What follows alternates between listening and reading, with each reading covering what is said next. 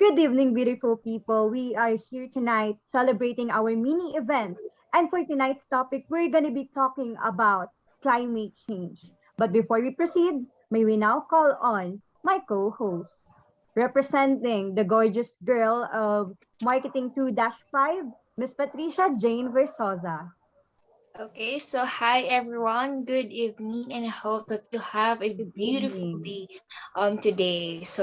But before you go to bed, please watch our podcast, and I hope that you could have your takeaways after this, and I hope that you will get closer to our nature after after watching this podcast. So yeah.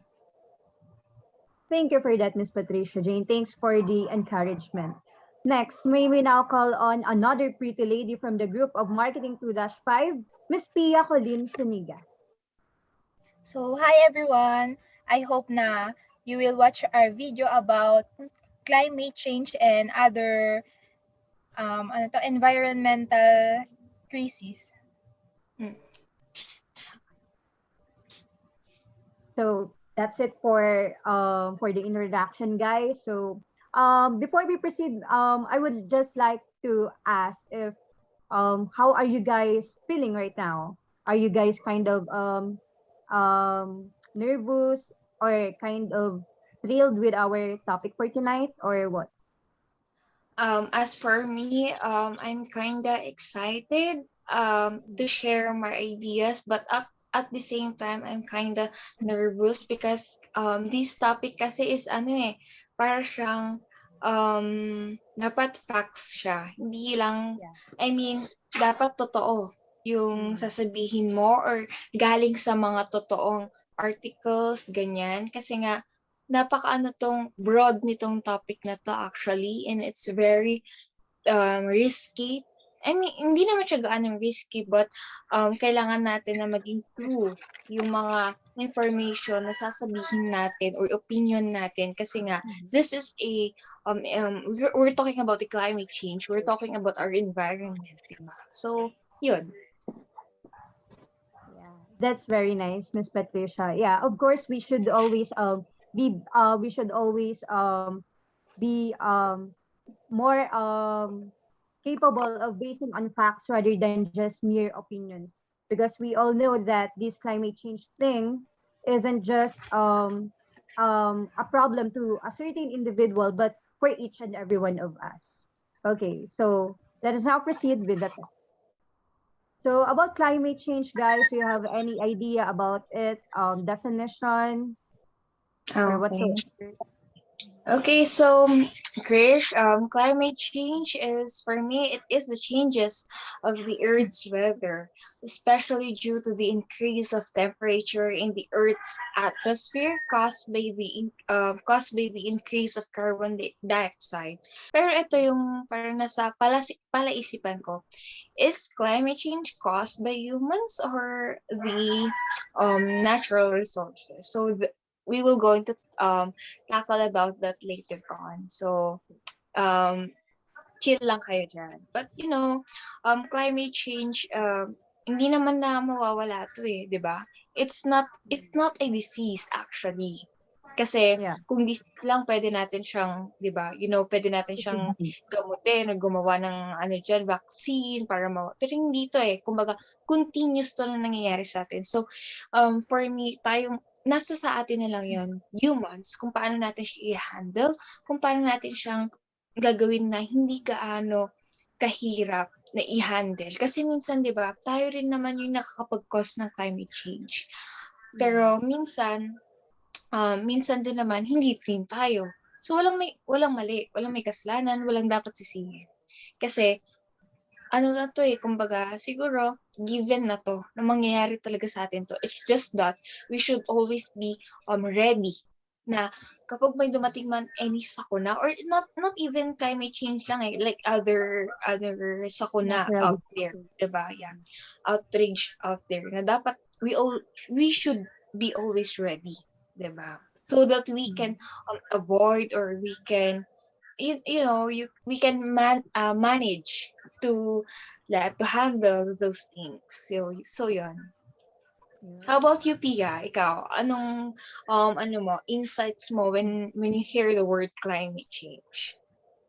When I hear climate change it is the change of climate in our country because of the global warming that caused by humans. So, syempre sa Earth ngayon is yun nga mas lalong painit ng painit, and syempre animals the animals shelter is also destroyed because of the climate change happening in our country. And also yun nga katulad nga ng sabi mo na yun nga dahil sa mga disaster is yung mga ano to yung mga tao is parang na wait lang. Okay, okay ko lang. Fine with that. Kumbaga yung tao, siguro kumbaga nahihirapan mag-adjust or what? Oh, yun nga, tama naman. Lahat naman tayo nahihirapan mag-adjust when it comes to climate change talaga, di ba? And tama yung sinabi mo na because of climate change, other animals is naapektuhan, di ba? Hindi lang naman tayo, kasi tayong tao, kaya natin gawa ng paraan. Pero yung mga animals, some maybe, but some are not capable of saving themselves. Kasi hindi naman natin alam kung kailan, di ba? Because we are only predicting, di ba? The newscast na, is lahat yung prediction na. So, hindi talaga natin exact time, exact year, exact day. So, yun. So, tama. Tama yung sinabi. How about you, Krish? I think about climate change, these are we all know that these are the changes in temperature, yeah, right? In layman's term, I mean, and the precipitation process and the rising of sea levels in the oceans. I think if we couldn't at least prevent the climate change, I think we might as well just adopt or mitigate to the situation that we are now currently in. Kasi yun nga, as years goes by, nakita ko sa coming from one article that I've read before we conducted this event, I saw an article that says the percentage of the change in temperature, I mean, in the progress of having this so-called climate change is continuously rising and will soon grow throughout the year. So I think we couldn't really prevent it, especially right now during this time of pandemic wherein we are all experiencing struggles and everything. So it's quite harder for us to prevent it by now. But I think being the person that we are, being the responsible people around the planet, I think we should at least do something in order for the climate change to at least stop. So I think, and I think in order for us to stop it, stop the growth of the climate change, we might as well just adapt to change and stop the stop the wrong deeds that we have done in the past that contributes to it. Okay. That's me. So, as for your statement, I think it has a connection to what I've said earlier about sabi ko Yeah, nga, yeah. climate change is, it is a continuous dilemma that we are experiencing each month, year, di ba? So, instead of, we cannot change kasi, di ba? Talaga hindi natin siya kayang pigilan kasi dyan lang siya eh. So, instead of pigilan, we can adopt na lang, 'di ba? We can adopt kasi we can prevent it, 'di ba? So yun. Good. While we talk about climate change, we also often got confused, and because of this connection between the climate change and the that thing called energy crisis. So I'll be giving you guys a definition of energy crisis for your insights and yeah, to enlighten other people who's gonna be watching our event tonight. So an energy crisis is actually any great blockage. Take note, a great blockage in supply of energy resources to an economy. a great blockage to supply in an great blockage of supply of the energy resources. So when we say energy resources, we might be referring to things like electricity, because electricity is considered to be one of the things that could be called or could be pertained to as the energy crisis. So I think when we say energy crisis, we are talking about the what do you call that thing? The lacking. I mean, when there is right, in economy, when there is no equilibrium, perhaps when there is no equilibrium, I think the demand is like this. I mean, this is just an example of energy crisis. I was just doing this as an example, but this is not really what it means. In order for you to understand it better. So this is the demand. I mean, the demand would be greater than the supply that you guys can produce. Yeah, so in layman's term, we are just focusing when we talk about energy crisis in layman's term, it is a matter of producing the energy that a country needs, but the demand is greater than that. Meaning some people wouldn't feel or wouldn't be able to use the produced material. So that's the energy crisis. Okay, so for me, I think one of the example of energy crisis is when we oftenly use YouTube or any other music na parang I've also read na an article about that na kapag the more na nag-use tayo ng mga electronics such as, I mean, social media that uses the musics or patugtog tayo na patugtog, parang may effect pala yun sa ano natin, no? Sa energy. Kasi akala ko dati wala lang. So upon reading articles, may connect pala yung mga paggamit lang ng music, pag pakinig mo lang ng music, may mga ano pala, so ang parang sobrang broad talaga when it Perhaps comes to climate it's about change. the wavelength, no? Di ba may Yes, tinatawag tayong yes. wavelength? Yun pala yun.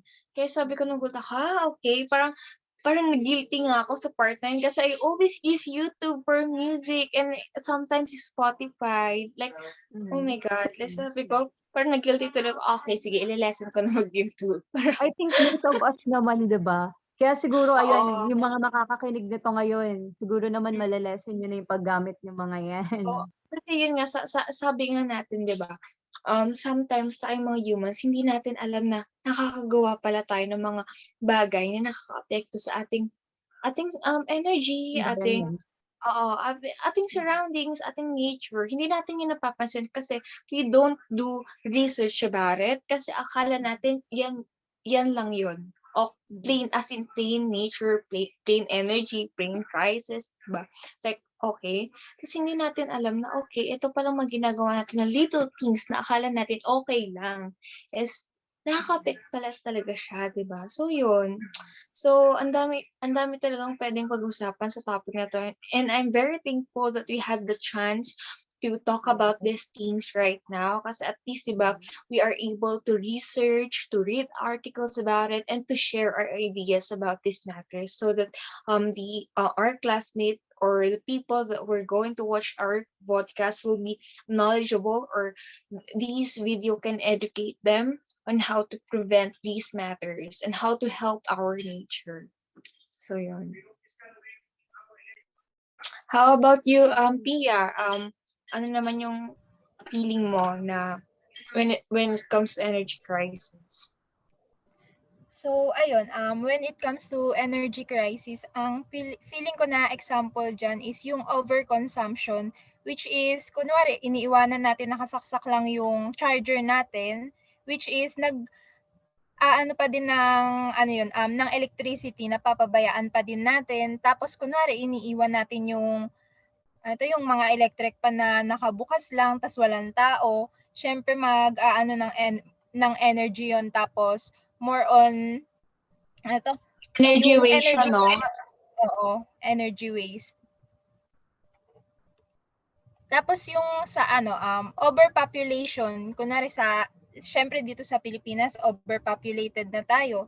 So yung hindi na kinakaya nung energy supply ng Pilipinas, yung ano natin, yung country natin kasi nga sobrang dami ng tao na gumagamit ng electricity, ganun. Actually, tama ka, no? Sometimes because of the overpopulated na, population ng ating bansa is yun nga, nagiging ano tayo, overpopulated. And then at the same time, mas nababawasan yung energy na nare-receive natin. So yun, so oo nga, no?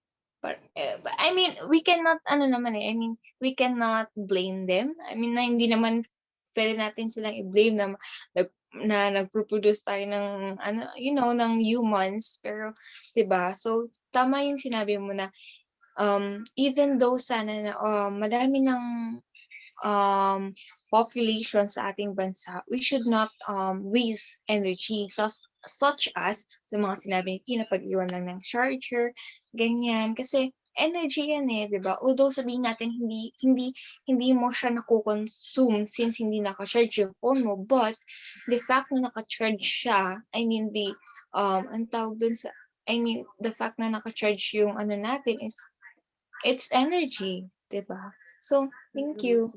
Yeah. Mm. As Kia said, it's really a matter of responsibility. I think if we are responsible enough to handle things on our own, we might as well mitigate the situation that we are now currently in, and we would have prevented energy crisis. Kasi yun nga, 'di ba? Hindi naman ginagamit, bakit nakasaksak? Bukod sa tataas ng kuryente, yun nga, magkakaroon pa tayo ng tinatawag na energy crisis. So that's it. So ano pa kaya yung mga pwedeng terms na pumasok dito mamaya, no? Medyo na-excite ako dito. Kayo ba, Pat, Tia? Yes, actually, I'm excited with our Q&A portion with our guest later on Oo. kasi ang mga questions natin is very detailed, and I hope that she will answer it smoothly, and na very compromise yung mga answers niya, and very knowledgeable, so that she can educate us as well na nandito ngayon kasi of course itong itong topic kasi na to, we are all involved in this matter. I mean, bata ka, matanda ka, teenager ka, magulang ka, lahat tayo nakikinabang kasi we use energy. We are the ones na nakikinabang sa mga bagay na to, and sometimes we are also the cause. So I guess we I mean the problems, we are the cause, and we are also the solution itself, 'di ba? So kayo ba, guys? I also think the same. Because we guys could be the problem. I mean, we could also be the solution. You know. How about you, Miss Tia? So, ganun din, na-excite ako dun sa guest natin ngayon kasi nga, Oo. yun nga, nakita ko din yung mga question natin is on point talaga siya. Well, I think hindi lang tayo curious. Sino kaya nga tong tinatawag natin na guest speaker? Ayan, hintayin nyo na lang mamaya sa mga nanonood dyan.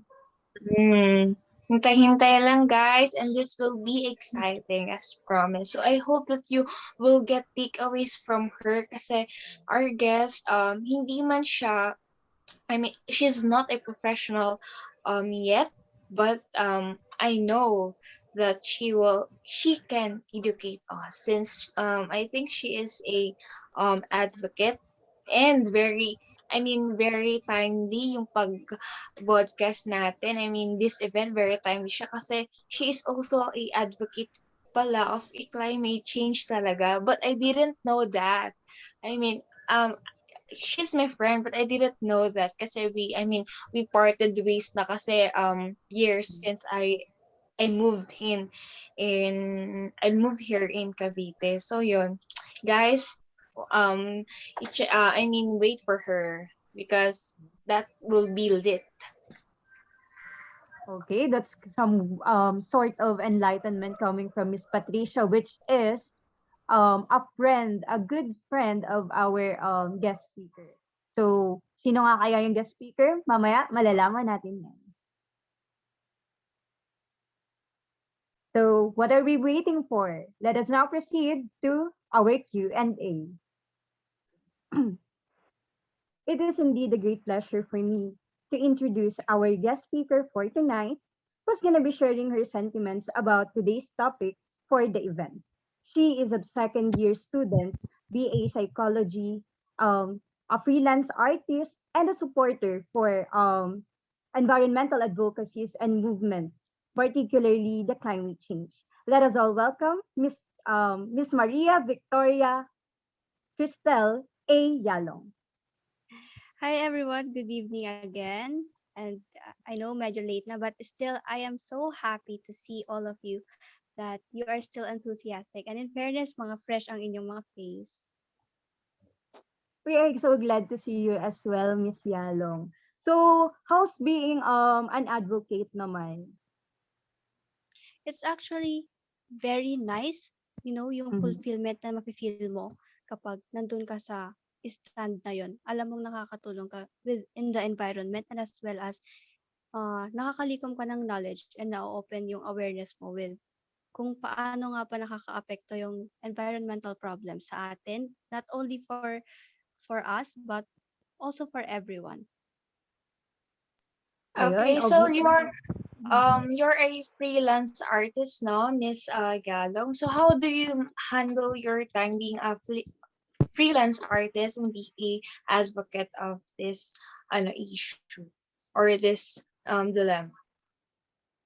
Well, I will not say that it is easy because it's a struggle sometimes, but I handle it through it is my passion kasi, to educate, to be involved and at the same time to make art out of it, to visualize what I am learning and maipakita sa tao kung paano ko nakikita yung problem na yon into art.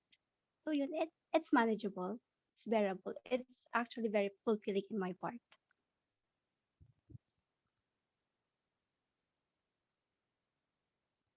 Okay, thank you. So, I guess that's it for the introduction. May we now proceed on the question. So, for question number one, may I ask Miss Yalong, what kind of pollution personally bothers you the most? Well, I mean, every pollution is bothersome, right? And actually, they irk me a lot. But I personally think that marine pollution is the worst of them all.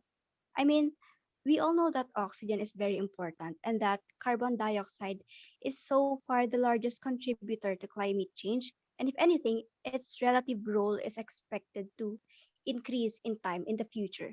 And, oceans actually absorb greenhouse gases from the atmosphere through photosynthesis and other processes. And in fact, 50 to 80% of the oxygen production on Earth comes from the ocean.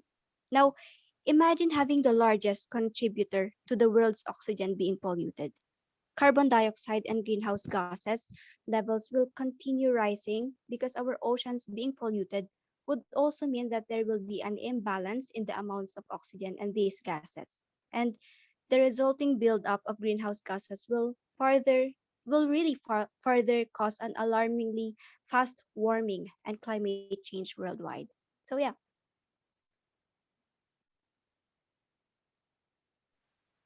Yeah, that's indeed true, Miss Yalong. We all know that the Earth is quite full of oceans, and yeah, since you have talked about marine pollution being the worst I mean the worst type of pollution that bothers you the most.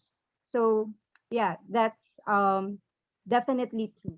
So as for the second question, is climate change for you, ma'am? Is climate change caused by either humans or the nature? Well, I'd actually want to say that both. But there is a certain distinction between natural and anthropological causes resulting to climate change. For example, the Earth has gone through a series of changes na kasi in its climate long before humans existed, and it is still happening today.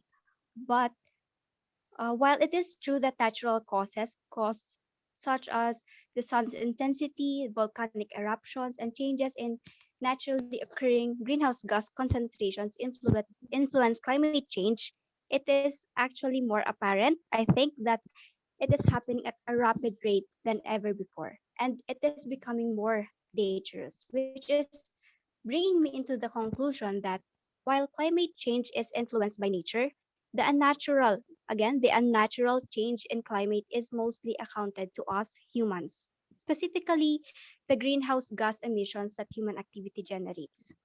Well, greenhouse gases plays an important role in keeping the planet warm enough to inhabit, but the amount of these gases in our atmosphere has shot up in the recent decades. It has skyrocketed to the top. That because of human activities such as burning fossil fuels like coal, oil, and gas for electricity, heat, transportation, deforestation, industrial processes, and pollution. And it results to high increase or even decrease in climate and the intensity of weather conditions such as typhoons. Thank you, Miss Yalong. If I were to be asked to if the climate change is also being caused by humans or nature, I too would say that it is caused by both. Because yeah, we humans take part in nature as well, and yeah, there is the natural disaster. So thank you for that again, Miss Yalong. Thank you.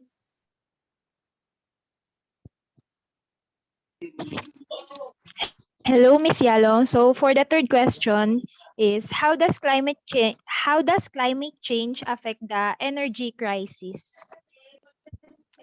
Okay, so allow me before I answer this question, let me first define in a simpler term what energy crisis mean. Now, energy crisis is actually a growing concern today wherein the world's demands on the limited natural resources and as such as water, coal, gas, and oil are diminishing as the demand rises. Now, energy or these natural resources is interconnected with many aspects of our modern life, such as transportation, water consumption, heating, cooling, electricity, and a lot more. So basically, natural resources or energy are in a limited supply and they take hundreds or even thousands of years to replenish these stores. And without it, there will be a huge interference in society, industry, and the daily lives of people. So, about how it affects energy crisis that we are experiencing today, changes in temperature, precipitation, sea levels, and the frequency and severity of extreme events will affect how much energy is produced, delivered, and consumed. For example, climate change like the increase in temperature will likely increase also our energy demand as well as change our ability to produce electricity. And since the demand for electricity for cooling is expected to increase as a result of temperature increase, the balance therefore in energy delivery is likely to shift big time. Climate change could also affect the amount of water available to produce electricity or extract fuel. Another is that with climate change, sea levels will rise and more frequent and more intense storms could disrupt energy production. Now, the bottom line is that with the continuous change in the energy demand, the more we consume energy and natural resources. And in result, greenhouse gas emissions will surely increase, which again is very harmful for the environment and will result to further damage due to climate change.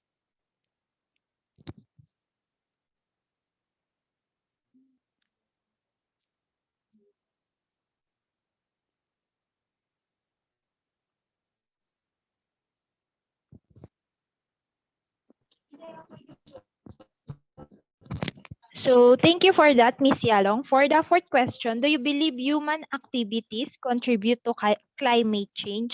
If so, what should we do about it? If not, what do you think causes climate change? Well, as I have said earlier, I do believe that human activity contributes to climate change. So actually, there are a lot of things that we can do if only we give the time and effort to do this. So we could help prevent further disastrous effects of climate change through withholding responsibility on our wastes, energy, investing on nature-friendly products, being involved on movements and that help prevent climate change. Also by getting politically active or involved, wherein we should vote for leaders that take like climate change seriously and who will urge on taking climate actions. Another is being open or welcoming in the conversation of climate change by lessening irresponsible use of natural supplies through increased conservation. And of course, on top of all of that, as students and the future of this generation, we actually have a responsibility to educate our friends, family, classmates, and basically everyone, which if you would allow me, I just want to share no in relation to educating people on this problem for a while. No, I am actually pleased, no, and happy na may mga ganitong ganap on schools. And actually, when Miss Patricia, Miss Host right here, invited me to speak up for my insights with regards to climate change, I was actually a little anxious to agree because initially I thought that I am not qualified enough to share since honestly I am no expert on this matter. But then I have come to realize that I do not need to be someone of a great standing in order to be qualified to share my thoughts. Kasi like everyone, I care for nature and it is home for me.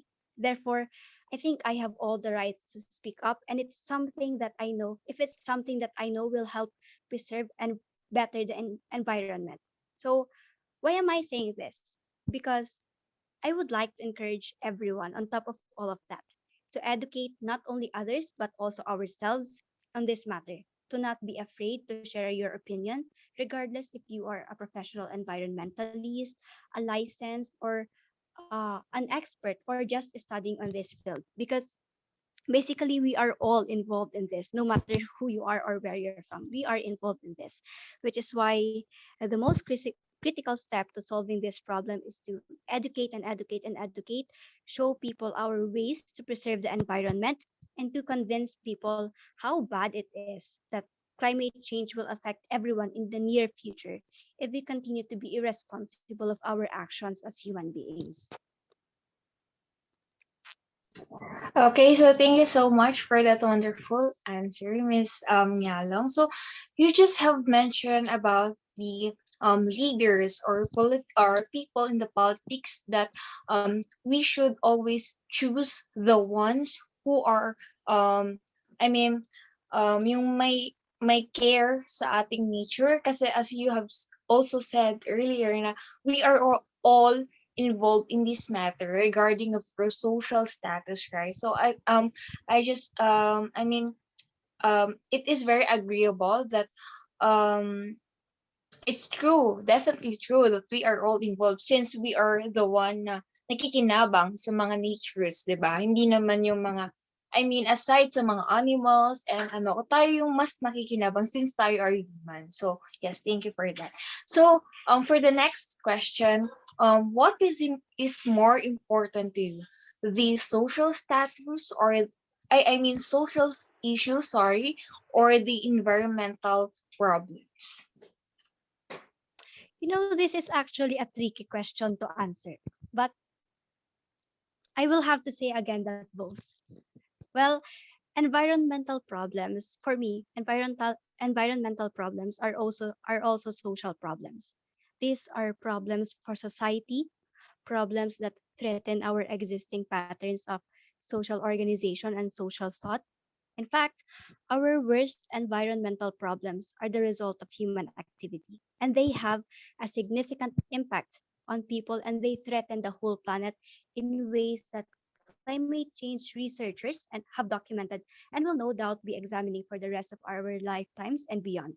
And lastly, of course, our efforts to improve the environment, such as movements and propagandas that is focused on educating and spreading awareness on environmental issues, constitute a social movement.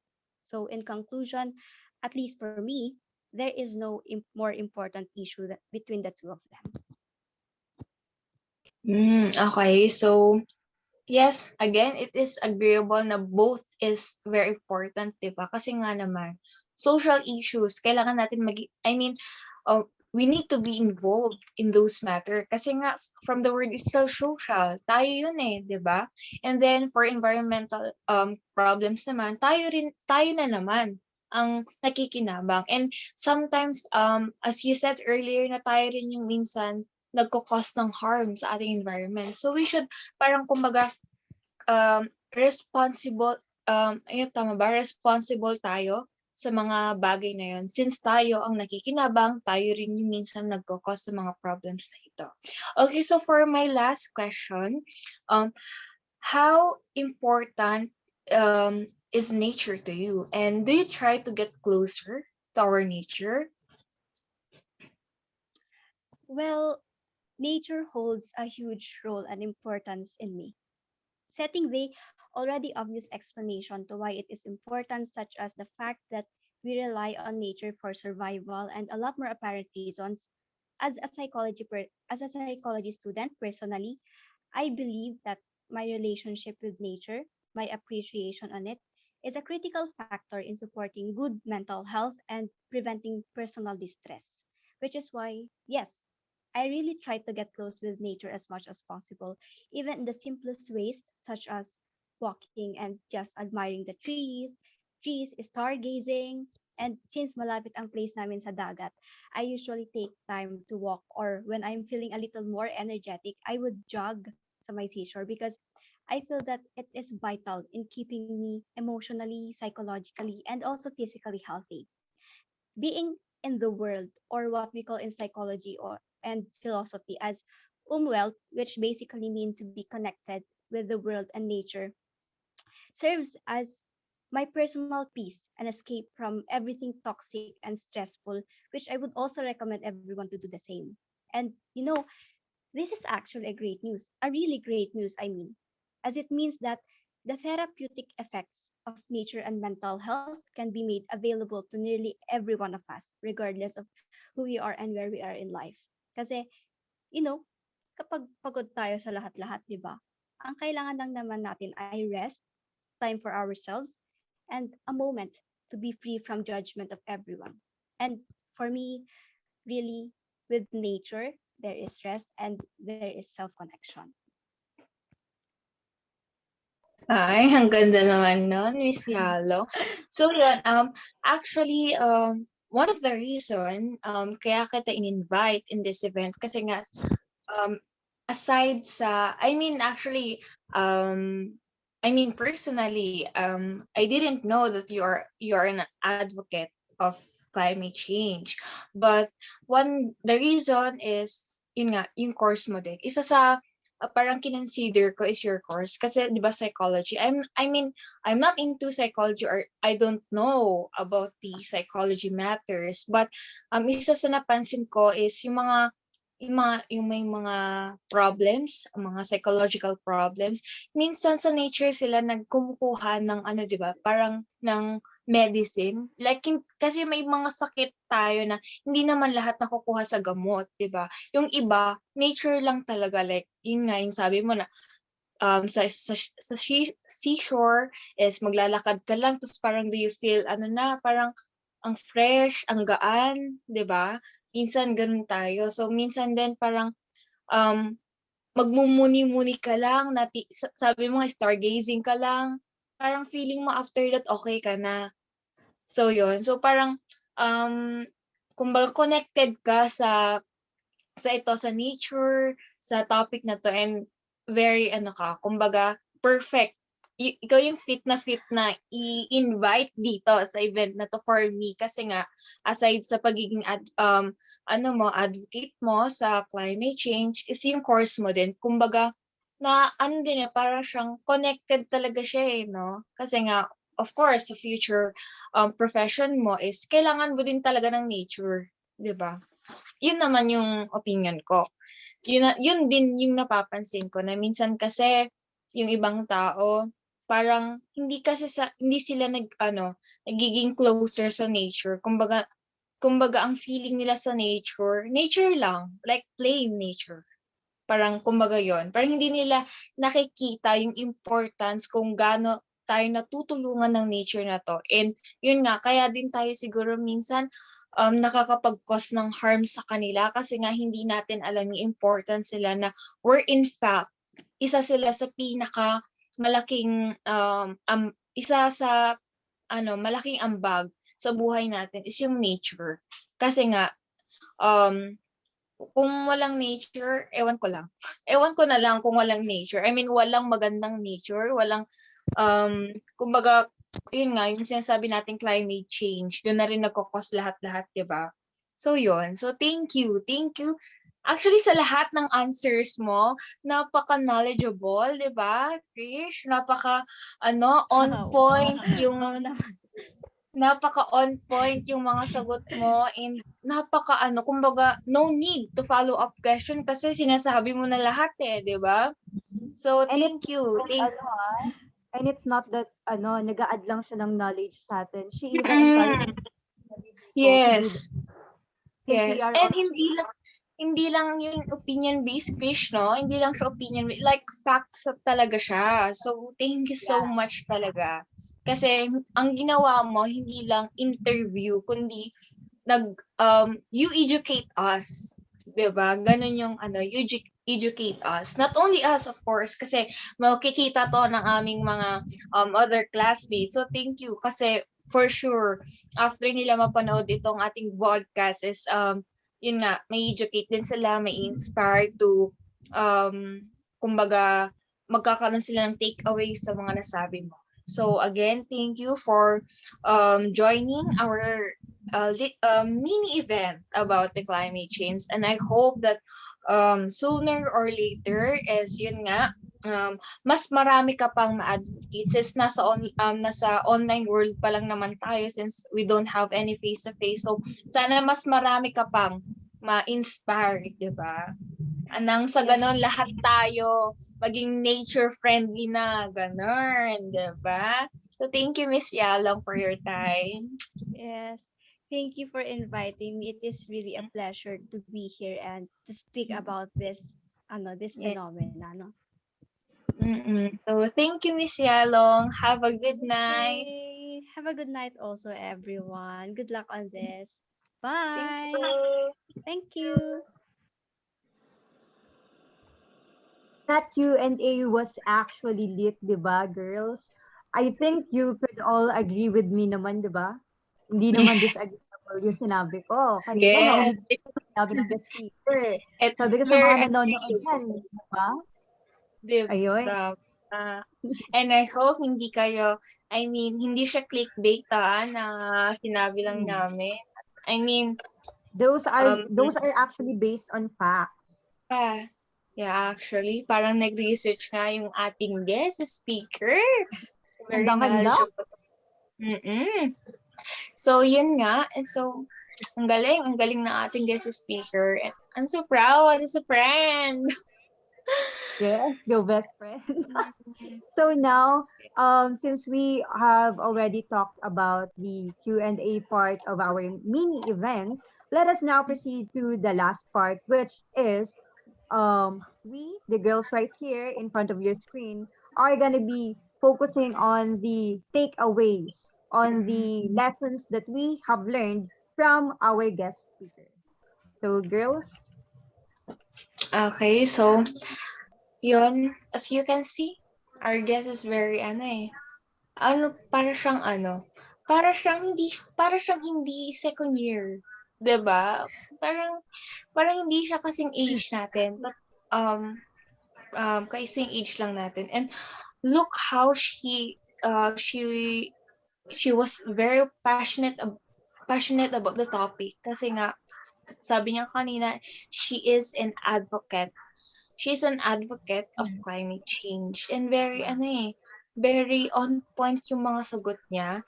And one takeaway that I've learned from her is yung sabi niya, no one is walang exemption sa issue na to.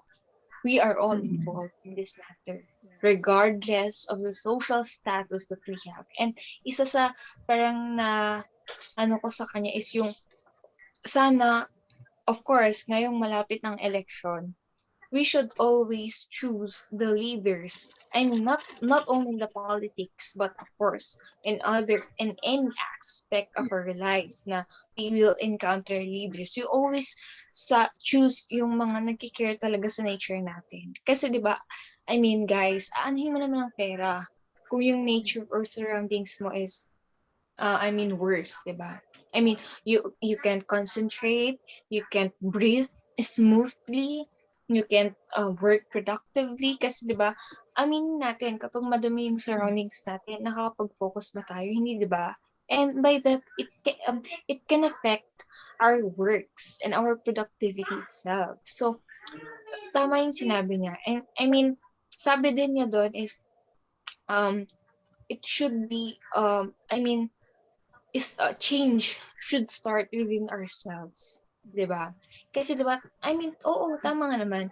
It is ourselves na dapat disciplined enough tayo para mag-care sa ating nature and dapat huwag mag-cause ng harm. Although, sige, sabihin na natin, nagko-cause tayo ng harm. I mean, nagko-cause tayo ng harm, hindi naman yun parang sinasadya. Hindi natin sinasadya mag-cause ng harm.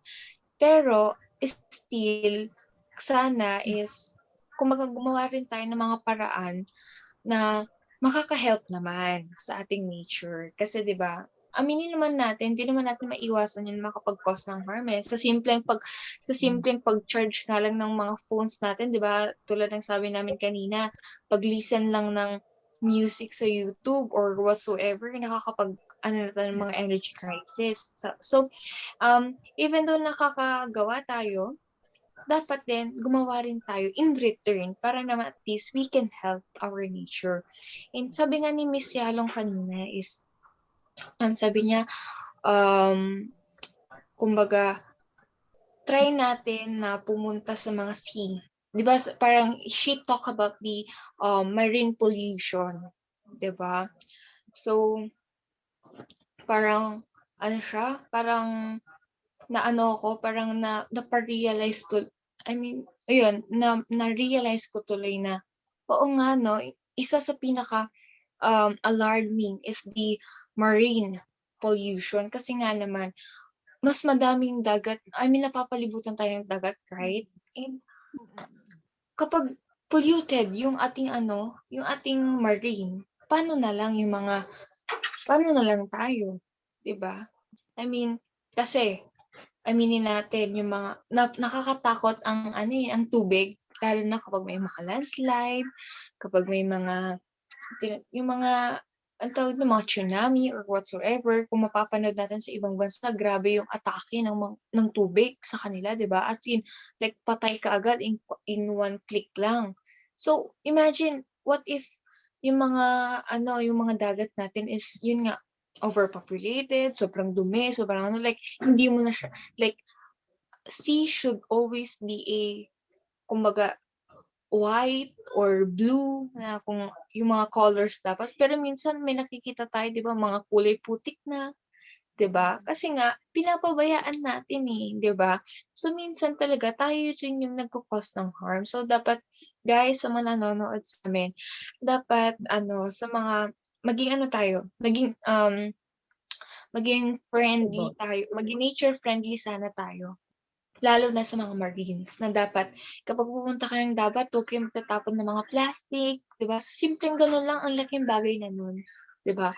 Or kung may makita man kayo na basura, kahit hindi sa inyo, pulutin niyo na, 'di ba? Or hindi lang sa sea, kahit sa kalsada, kasi ang dami kong nakikita diyan na, yun nga, sobrang dumi, sobrang kapag kahit hindi sa inyo guys, pulutin niyo, ilagay niyo sa basurahan, gano'n. So that we can avoid, I mean, we can prevent this energy crisis, this climate change, so that we can be more aware to our surroundings, diba? So, Krish, ano naman yung naging takeaway mo? Kasi sobrang dami na sabi ni Miss Yalong, diba? Oo, sa sobrang dami niyang sinabi, marami rin ako talagang, like natutunan. But Ako somehow, din. siyempre, given the fact na forgetful ako, pero there's one thing na talagang tumatak sa mind ko na until now is, kahit magpagulong-gulong ako dito is maaalala ko. Which is yung when we asked her about some sort of comparison between social issue and Ah, the environmental issue. Remember, girls, di ba tinanong natin siya kung ano yung parang sa kanya is mas mas kind of worse sa dalawang nabanggit. So she said, and I agree with it, na yun talaga na environmental issues. Kasi bukod sa environmental issues yan, it could also be it could also be referred to as a social issue. Kasi syempre, social issue, we are one, we are the society, we are living in an environment in this world, meaning kapag may problem dito sa tinitira natin, like kunwari, we are animals, kunwari lang, ihalin tulad natin. Di ba may tinatawag tayong habitat, yung shelter ng animals? Siyempre, kapag may nangyayari sa paligid ng bahay natin, apektado rin tayong mga nakatira dito. And that's why. And that's one of the things that I have learned today. Thanks to our guest speaker. Maganda na, knowledgeable pa yung grabe yung words of wisdom. How about you, Miss Pia? So, sa akin naman yung tumatak sa akin is nabasa ko din kasi siya dun sa article, which is isa siya sa mga sagot ni Miss Yalong. Ito yung people are burning coal and other fossil fuels na nagkakos na mas lalong umiinit yung ating yung ating planet Earth. So yun nga sana bawas-bawasan na natin kahit yung pagsusunog nga ng mga basura, pagtatapon sa mga ilog para syempre mas maiwasan natin yung mas lalong pag-init ng ating planeta. And syempre para sa atin din naman yun at sa kalusugan natin. okay. Actually, lahat ng sinabi natin is realistic and totoo. And sabi nga ni Krish, no need to elaborate na yung mga sinabi ni Miss Yalong kasi lahat on point, lahat direct. I mean, lahat is kumbaga connected.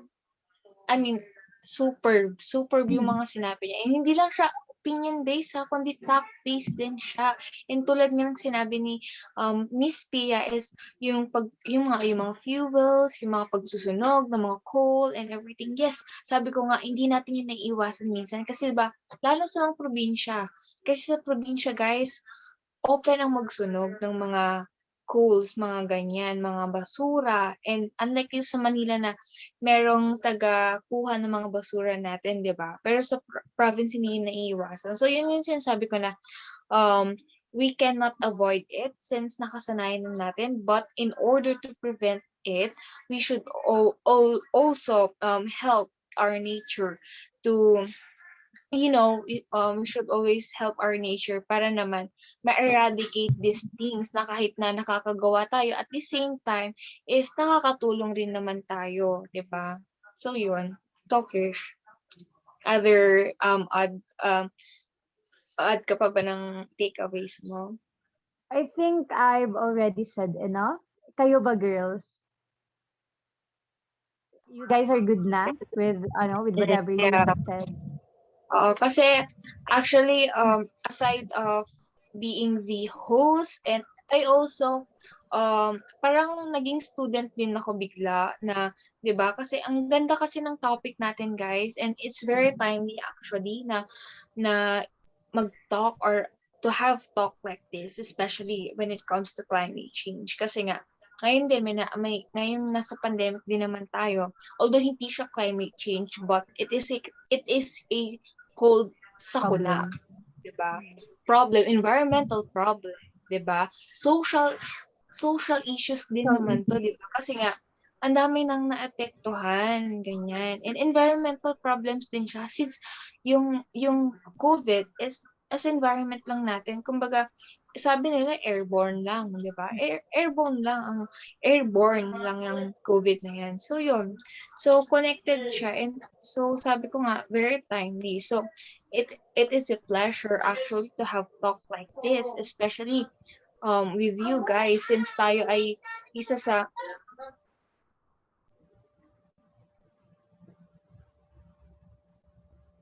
since isa sa mga issues na to is tayo talaga yung apektado, di ba? So sabi ko nga, we cannot avoid it, but at least we can help. True. Any other additional opinion or insights, Pia? Wala. Okay. O So goods girls, na? I think, well, that was a good talk.